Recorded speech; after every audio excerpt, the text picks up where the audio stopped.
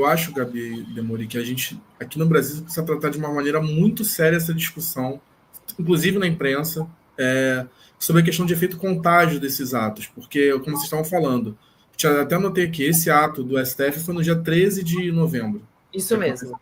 Ia Então, a comentar gente tem isso. coisa de 45 dias.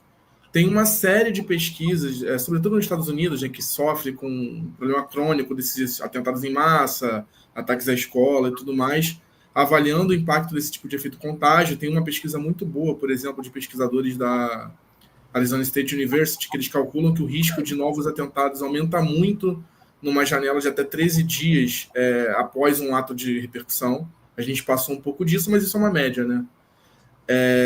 E assim, eu acho que tem uma questão de fundo, o Demoli estava falando disso também, que é assim, o gênio do terrorismo doméstico saiu da lâmpada no Brasil. E quando isso acontece, é muito difícil que ele volte. A gente vem numa escalada de uma série de atos cada vez mais violentos, a maioria deles politicamente motivados, mas isso dá margem a todo tipo de coisa, desde a outros atos politicamente motivados, a pessoas que vão fazer coisas que não têm esse tipo de motivação por qualquer outro motivo, né? Se a gente voltar, eu acompanho esse tema há bastante tempo, então isso é uma coisa que me preocupa muito, particularmente. A gente teve o massacre de Realengo em 2011, que foi uma coisa muito chocante, mas ali não teve nada, uma sequência de atos desse tipo, de terrorismo doméstico, enfim, de coisas desse tipo.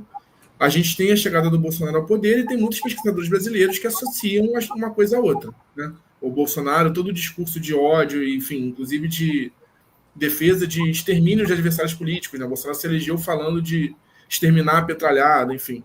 Essa escalada também de terrorismo doméstico. Então a gente tem o caso da escola em Suzano, tem vários outros casos, e a gente começa a ter casos politicamente motivados mesmo, a tentativa de bomba no aeroporto, esse caso agora do STF, o petista que foi morto em Foz do Iguaçu.